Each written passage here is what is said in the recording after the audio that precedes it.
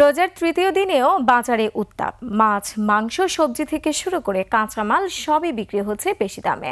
হঠাৎই বাজারের রাজা হয়ে ওঠা লেবুও সেঞ্চুরি থেকে নামছে না। শসার কেজি ৮০ থেকে ১০০ টাকা। ইমন চৌধুরীর তথ্য ছবিতে খালিদ ইবনে মিজানের রিপোর্ট। শান্তি আর সংযমের বার্তা নিয়ে বছর ঘুরে রমজান মাস এলেও দেশের বাজারের চিত্রটা যেন ঠিক উল্টো। বাজারে নিত্যপণ্যের চড়া দাম ভোগাচ্ছে সাধারণ মানুষকে।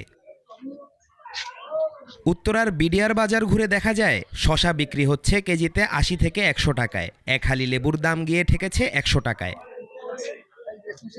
ইফতারের অন্যতম উপকরণ লেবু, শসা, বেগুন ও ছোলার চাহিদা বেড়েছে কয়েক গুণ। ক্রেতাদের অভিযোগ, সেই সুযোগে ব্যবসায়ীরাও দাম বাড়িয়েছে। নিয়মিত মনিটরিং না থাকায় ব্যবসায়ীরা ইচ্ছামতো দাম বাড়াচ্ছেন বলে অভিযোগ তাদের।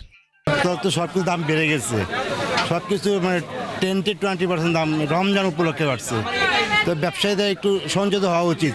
শসার দাম ১৬০-২০০ টাকা কিভাবে সম্ভব? প্রত্যেকটা জিনিসের দাম ১০-২০ টাকা কেজিতে বেশি আসছে। এটা আসলে আমাদের জন্য খুবই হতাশা। লেবুর আর শসার দামটাই বেশি আর কি। আমরা মধ্যবিত্তরা অনেক হিমশিম খেয়ে দেয়। ৫০০ টাকা দিলে দুইটা সদাই পাই না। তবে ব্যবসায়ীদের দাবি, সরবরাহ কম, পরিবহন ব্যয় আর শ্রমিক মজুরি বেড়েছে। ১৪০ কিনা ১৫০ বেশি, আবার ১৬০ করলে আবার ১৮০ বেতন। এই আমরা মনে করেন 750, 60-70 বেশি, যেমন কোনো না। আবার অনেক কাস্টমার ডিফারেন্স আছে, যে মনে করেন কাস্টমার তেল চোপিয়ে গেলি নেয় না, ফালা দিলে এখন তো 20টা বেশি লইতে হয়। আমরা বেশি আনতাছি, বেশি বিক্রি করতেছি। জায়গার মধ্যে যদি ধরে এইখানে এমনি দাম কমে যাবে। রোজায় নিত্যপণ্যের এই ঊর্ধ্বগতিতে বাড়তি চাপে নিম্ন ও মধ্যবিত্ত পরিবারগুলো। খালিদ ইবনে মিজান, ২১ টেলিভিশন, ঢাকা।